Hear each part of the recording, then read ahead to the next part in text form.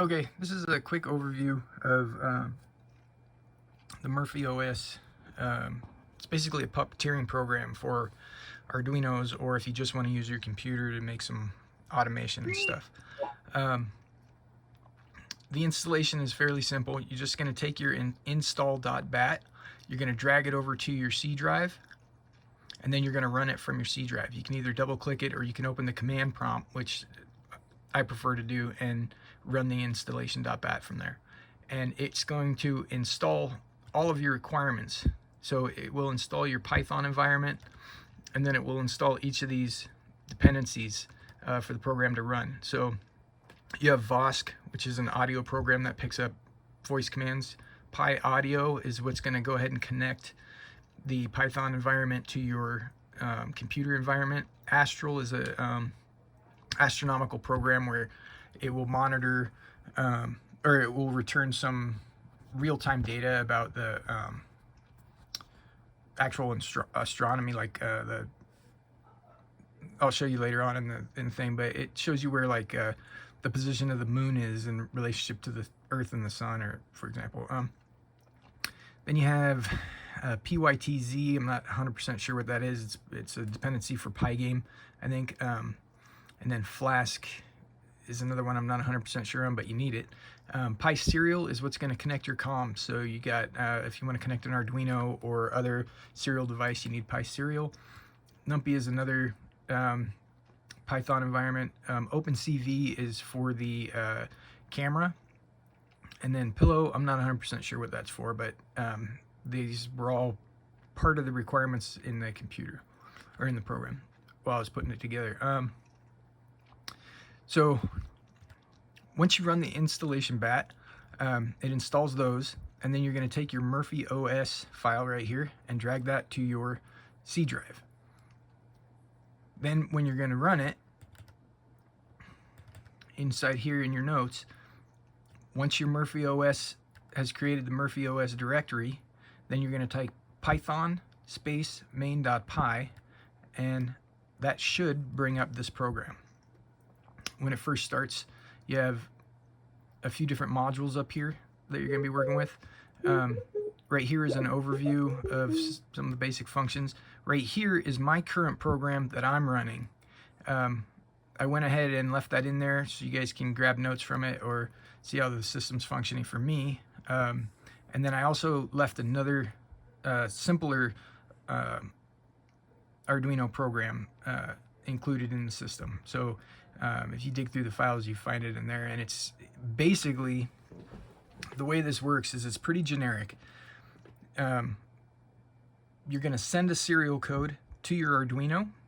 This is the basic function of the whole thing. You send a serial code to the Arduino or whatever serial device you're using, and it basically echoes that back to the system. So if you send a 1 out through RX, you're going to receive a 1 through TX. So on the Arduino side, it's listening, it hears a 1, it sends the 1 right back. So that's the basic function. You're basically sending it and receiving the same message. That way it knows it heard it. And that's basically how it works. So you don't need an Arduino to run this program. There's some features in here that you don't need an Arduino for. For example, the VU meter. Once everything's installed, you can use voice, and you can activate files and folders directly on your computer. You don't need an Arduino. The Astral Gate is basically like a timing system where you can activate various audio files or folders, or you can activate apps based on timing. So if you wanted to play Happy Birthday on your day, you just program it to do that. If you want to test the file, you just click go. So anyway, you don't necessarily need an Arduino to run anything. You can run it right on your computer if you just want to get started that way, and you got kind of like a little interactive Puppeteer kind of. Your presets manager, if you click enable on startup, it's going to load all the presets that you clicked save for. It saves a JSON file into the program directory, and it loads from there. You just, whenever you got everything set up, you come back here, you click save presets, and that's the one it's going to load. Your VU meter we were talking about, you have your microphone, you select the correct microphone, and I happen to be using the one that's built into the computer, and it's been working great. Your VU meter, I'll give you an example. If I turn on the microphone, it can hear my voice. So basically it's picking up a percentage of whatever audio it's picking up. So if there's a lot of activity, I set, for example, to send a TX message when it hits 60 to 100%. So if it reaches that 60 to 100%, it's going to send this TX value. That's under volume.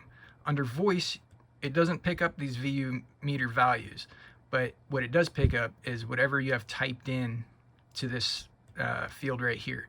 So if you typed in talk and it heard talk, it's going to go ahead and send whatever values here. So for example, I have some set up for the project I'm working on that opens a servo door, and if I type close, it closes it by sending a B to the Arduino. So here's the field where it's going to send the B, and here's what it's looking for there. You can also set it to open a file, a folder, an audio file, an app, all in these, so you don't necessarily need the Arduino to use that function. On the next module you have a web bridge, and this turns your camera on and off. You can select what camera you want to use if you're using a USB camera, etc. And you can turn your sentry on and off. So the sentry is basically motion control, and that's what these three values here are for.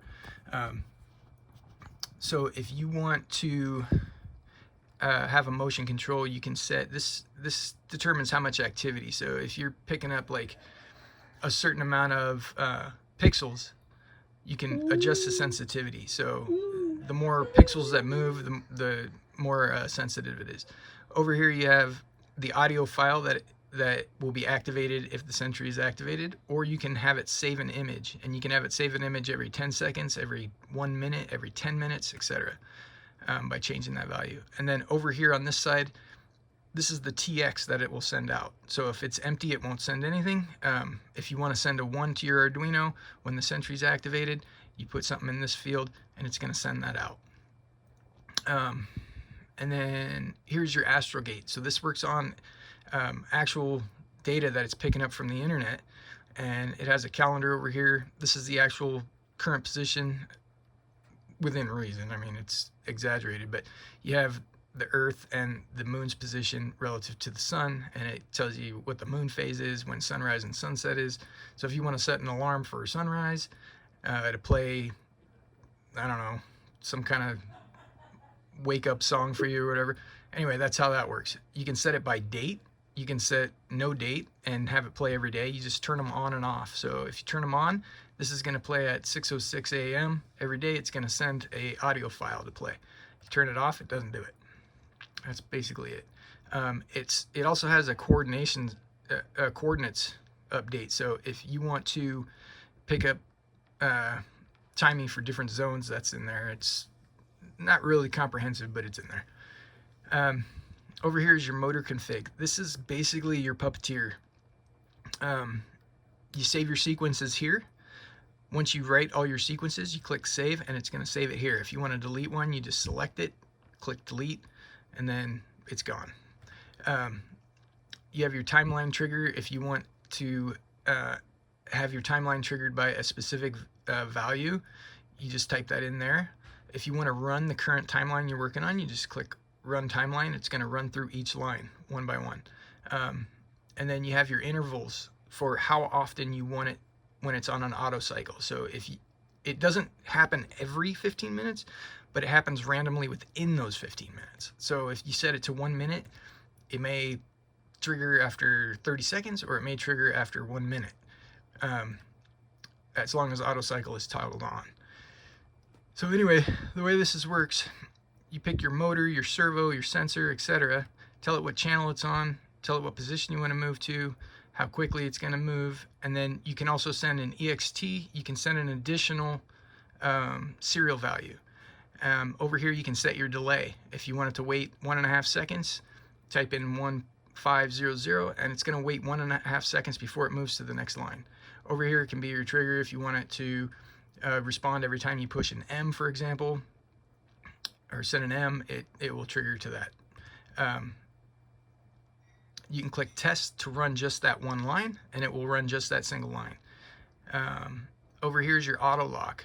When it is in a mode of either U or G, U or G is hard coded into it. So U or G will turn this off as well as this TX.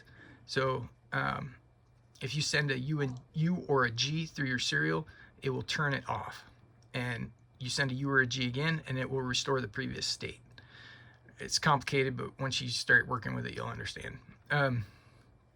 Anyhow, if you want to, I saved a default in here. It's an empty field. If you want to have 40, you can have 40. You can program a sequence of 40. If you want to have only 5, you can program a sequence of 5. If you want to have only 1, you just leave your sequence of 5 blank and type in what you want. Like, say you want to play an audio file, you put your audio file serial command in there, and it will send it. This one does not work the same way as the Astrogate or the VU meter, because this one requires that you have Arduino connected or some other serial device connected. So that's pretty much it for this one. I'm going to run out of time here. This one is a quadrant setup. So you have quadrant 1, 2, 3, and 4. I happen to have them labeled with emotional states, so I'm working on an R2d2. If he's happy or excited, it's up in these 2 quadrants. If he's sad or tired, it's down in these 2 quadrants. The way this thing works is you come over here and you set this value that's on 0. Right now 0, he's at a idle state. If you set it to 1, it moves here. If you set it to 2, it moves here. 3 or 4, it moves there or there. And then it moves in a clockwise cycle. If you set your time loop to 24 minutes and you set this to 3, it'll move out to here, and it'll take 24 minutes for it to return here. That way it passes through each emotional state or each quadrant. And in each quadrant, you can program into your Arduino, hey, I want you to play this specific set of files when it's in this quadrant, this specific set of files when it's in that quadrant, and your quadrants are defined down here. So it'll send out through the TX what quadrants it's in. The Arduino will receive that data, and it will utilize only those files. So if you look at my example Arduino program, you can kind of put that together, but it's a little bit complicated, so there's kind of a lot going on. The cooldown timer will determine how long it takes. If this is affected by a TX that it receives, you can have it shift in the X position, for example, or the Y position, or there's a few other options in there. But say it receives a B, it's going to shift positive 0.4 in the X direction. So if it receives a B, it's going to move out here. The cooldown timer, if you have it set to 5 minutes, it'll take 5 minutes before it returns to its 0 position. The TX hold is how often it's going to send a TX message through the TX when it's enabled. So I recommend keeping it at least a minute, because if you overwhelm your serial data, you're going to have a hard time. You can get bottleneck, and it just won't work right. So I keep it at about 1 minute. Sometimes I extend that out. We talked about cycle radius and all that. So that's pretty much that one. You can also add as many slots as you want here. And then the last one is serial comms. I'm going to run through it kind of quick. This is how you connect your Arduino, disconnect. You can have as many files as you want here. It receives your RX1, and then it sends out your TX back to the Arduino, whatever you define that as. You can have a file, you can have a folder, you can mute or unmute the system, etc. You pick your path here. This one will also work,